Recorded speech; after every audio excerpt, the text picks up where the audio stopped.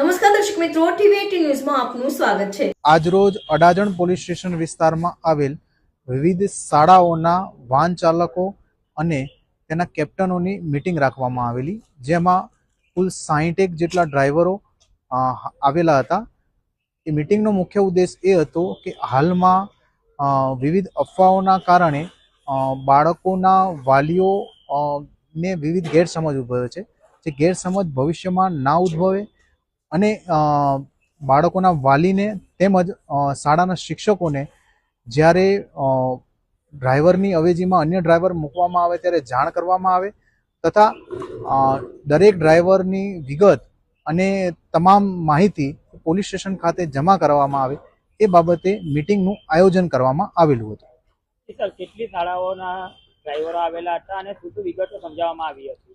લગભગ 16 થી 17 જેટલી શાળાના વાહન ચાલકો આવેલા હતા અને એમાં એ લોકોને સમજ એ જ કરવામાં આવેલી હતી કે જેમ જ્યારે વાલી અથવા તો શિક્ષકને જાણ કર્યા વગર તમે ડ્રાઈવર બદલો છો તો તેના કારણે વિવિધ ગેરસમજ ઉદ્ભવતી હોય છે।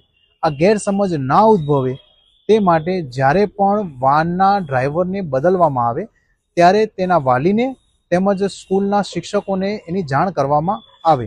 સાથે સાથે જ્યારે વાલી અને શિક્ષકને જાણ ના હોય અને બાળકોને સોસાયટીના કમ્પાઉન્ડમાં મૂકવામાં આવે છે તો એ પણ વાલીને હાથોહાથ અથવા તો કોઈ પરિચિતના હસ્તક મૂકવામાં આવે એ બાબતે જાણ કરવામાં આવે છે।